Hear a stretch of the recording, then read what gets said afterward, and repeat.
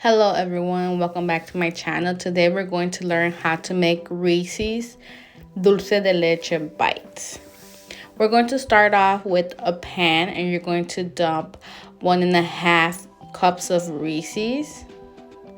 You're also going to add 1.5 cups of white chocolate chips. Mine had confetti on it just to kind of make it a little bit more festive. Once you add the 1.5 cups of chocolate chips, white chocolate chips, you're going to go ahead and add 1 can of condensed milk, also known as leche. Make sure you stir everything together, and then you want to turn on your stove on the lowest possible setting. And you want to stir constantly so the chocolate doesn't stick or burn at the bottom of the pan. So you're just gonna keep stirring for a while. And once you stir for a while, everything's gonna come together and it's gonna start looking a little bit like this color.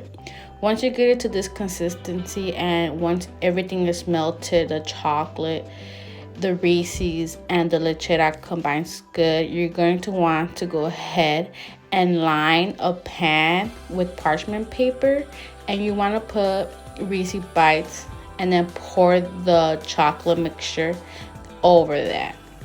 You're going to want to head and even everything out, and then I went ahead and saran wrapped it and put it in the fridge. Then after a couple of hours, I left it overnight, but if you leave it in for a couple of hours, you're going to want to take it out the pan, and then you're going to want to start cutting it in bite-sized pieces.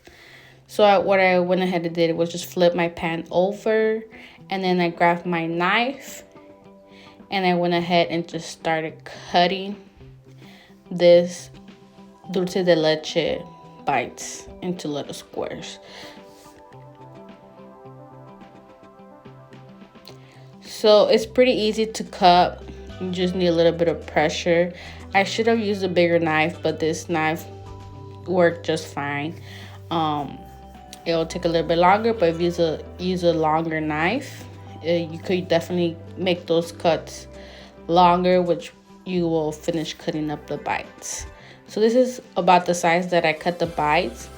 Overall, they turned out pretty good. It's a very sweet These are definitely very sweet, so if you're not too much of a chocolate lover, I would suggest cutting these a little bit smaller. And go ahead and comment down below what recipe you would like to see me do next.